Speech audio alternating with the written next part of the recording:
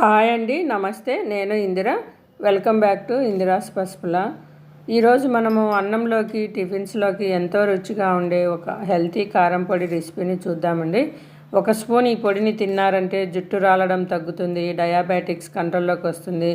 అలాగే heart problems కానీ, cholesterol కానీ తగ్గించడానికి ఇట్లా చెప్పుకుంటూ పోతే ఎన్నో హెల్త్ బెనిఫిట్స్ ఉన్నాయండి.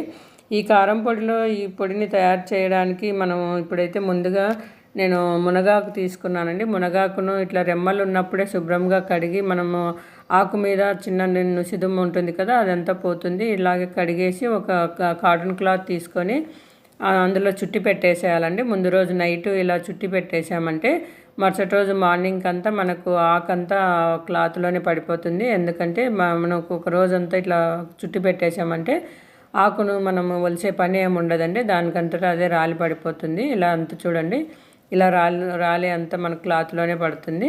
ఇలా రాలిన ఆకునంతా తీసి మనము అందులో ఉన్న చిన్న చిన్న పుల్లలు కానీ ఇంకా ఏమన్నా ఉన్నటువన్నీ తీసి మనకు ఎండిపోయినది ఏదన్నా ఆకు అట్లా ఉన్నా కూడా అంతా శుభ్రం చేసుకొని మనం ఇలా చేసుకున్నామంటే చూడండి ఇలా చక్కగా వచ్చేస్తుంది ఆకు. ఇప్పుడైతే నా ఒక గిన్నె తీసుకొని ఆ గిన్నెతో నేను కొలుస్తున్నానండి ఎంత అయిందో ఆకు చూద్దామనేసి. ఇప్పుడు ఒక గిన్నె, ఒకటిన్నర గిన్నె అట్లా కావచ్చండి.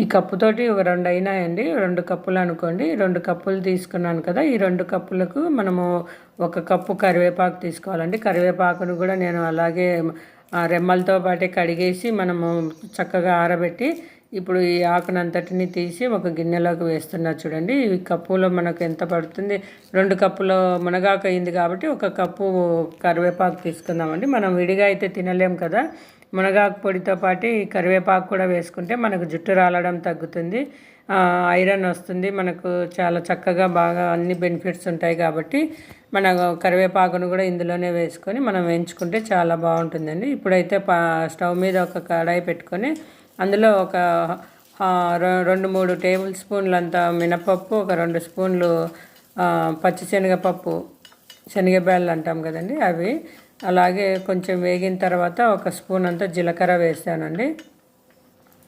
వీటిని దోరగా వేయించుకోవాలి. మనం మాడిపోకుండా లో ఫ్లేమ్లో మనం సన్నని మంట మీద వేయించుకున్నామంటే చాలా రుచిగా ఉంటుంది. మంచి కమ్మటి వాసన వస్తూ ఉంటాయి కదా, అప్పుడు మనం దించి మనం వేరే ప్లేట్లోకి వేసుకోవాలండి. మనము జీలకర్ర మనం అలాగే నేను టేస్ట్ కోసమని కొన్ని మిరియాలు వేసానండి, ఒక 1/2 స్పూన్ అంతా. అవన్నీ వేయించుకొని ఒక వేరే ప్లేట్లోకి పెట్టేసుకుందాము. ఇప్పుడైతే అందులోనే ఒక 3 టేబుల్ స్పూన్స్ అంతా నేను నువ్వులు కూడా వేసాను. నువ్వులు కూడా అలాగే దోరగా చిటపటలాడేటప్పుడు అంతవరకు వేయించుకొని పక్కన పెట్టేసుకుందాము. ఇలా నీట్గా వేయించుకొని మనం నువ్వులన్నీ కూడా అందులోనే వేద్దామంటే మాడిపోతాయి అనేసి నేను సపరేట్గా ఒక్కొక్కటిగా వేయించుకుంటూ వస్తున్నానండి. అలాగే ఎండుమిర్చి ఒక 10 వేసానండి. నేను కారం తక్కువగా తింటామనేసి కొంచెం తక్కువగా వేసుకున్నా.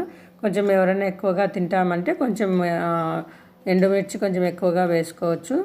అలాగే కొంచెం చింతపండు అండి, ఒక చిన్న సైజు నిమ్మకాయ అంత కూడా ఉండి లేక ఉంటుంది, కొంచెం వేసాను. మనం టేస్ట్ కోసం, మనం పులుపు తగిలితే మనకు టేస్ట్ కారం ఏదన్నా ఉన్నా మనకు తగ్గుతుంది కదా. చింతపండు కూడా అలాగే కొంచెం డ్రై రోస్ట్ చేసేసి మనం పక్కన పెట్టేసుకున్నాం. ఇప్పుడైతే ముందుగా మనం తీసి పెట్టుకున్న మునగాకు ఉంది కదా, అదే ప్యాన్లోనే వేసేసి మనం డ్రై రోస్ట్ బాగా రోస్ట్ అయ్యేంత వరకు సన్నని మంట మీద వేయించుకోవాలి. ఈ మునగాకు తినడం వల్ల మనకు హెల్త్ బెనిఫిట్స్ చాలా ఉన్నాయి కాబట్టి రోజు ఒక ముద్ద మనం అన్నం తినేటప్పుడు ఒక ముద్ద, ఫస్ట్ ముద్దలో ఇది కరివేపాకు పొడి తిన్న తర్వాత మనం మునగాకు కరివేపాకు పొడి చేస్తున్నాం కదా, ఈ పొడిని ఫస్ట్ ముద్దలో నెయ్యి వేసుకొని తిన్నామంటే చాలా బెనిఫిట్స్ ఉంటాయండి, చాలా హెల్త్ బెనిఫిట్స్ ఉన్నాయి. కాబట్టి ఈరోజు మీకు కూడా చూపిస్తున్నాను. అలాగే కరివేపాకు కూడా వేయించుకోవాలి. కరివేపాకును కూడా డ్రై రోస్ట్ బాగా పొడిగా మనకు వచ్చేంత వరకు లో ఫ్లేమ్లోనే వేయించుకోవాలి. కరివేపాకు మనం మునగాకు తినడం వల్ల మనకు హెయిర్ ఫాల్ అనేది చాలా కంట్రోల్ అవుతుందండి. మీరు తప్పకుండా ఇది ట్రై చేసి చూడండి. మునగాకు మనము ఇది కూడా మనం తాలింపులలో, కూరలలో, పప్పులలో కూడా వేసుకోవచ్చు.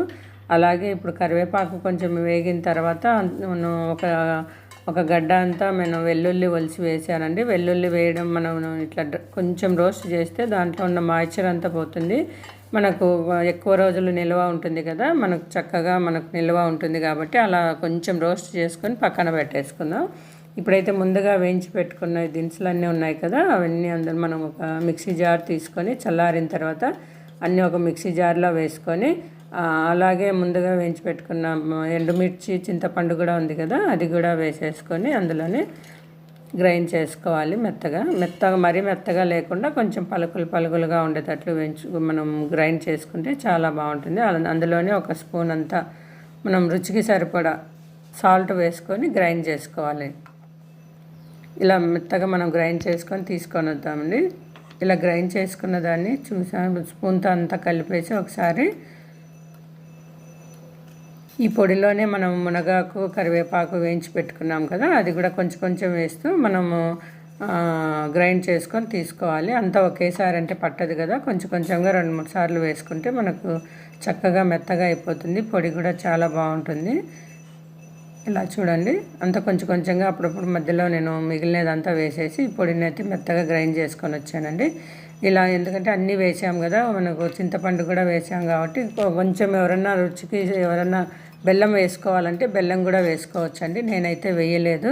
ఇప్పుడు చూడండి, చూస్తుంటేనే నోట్లో నీళ్ళు ఊరుతున్నాయి కదా, ఆ స్మెల్ అవి మనం ఎప్పుడెప్పుడు తినాలా అనే ఉంటుంది. అలాగే మీరు కూడా తప్పకుండా ట్రై చేసి ఎలా వచ్చింది అనేది కామెంట్లో నాకు చెప్పండి. ఈ పొడిని ఒక గాజు సీసా 8 దాంట్లో మనం పెట్టేసుకున్నామంటే ఎన్ని రోజులైనా మనకు నిల్వ ఉంటుంది. మనకు చక్కగా మనకు ఫ్రెష్గా ఉంటుంది అన్నమాట. ఈ పొడిని మీరు కూడా తప్పకుండా ట్రై చేసి మనకు ఎలా వచ్చిందని కామెంట్ చేయండి. ఓకేనా అండి? ఈ వీడియో మీకు నచ్చిందని అనుకుంటున్నాను. నచ్చితే లైక్ చేయండి, షేర్ చేయండి, సబ్స్క్రైబ్ చేసుకోండి. ఓకేనా అండి? బాయ్ అండి. Thank you.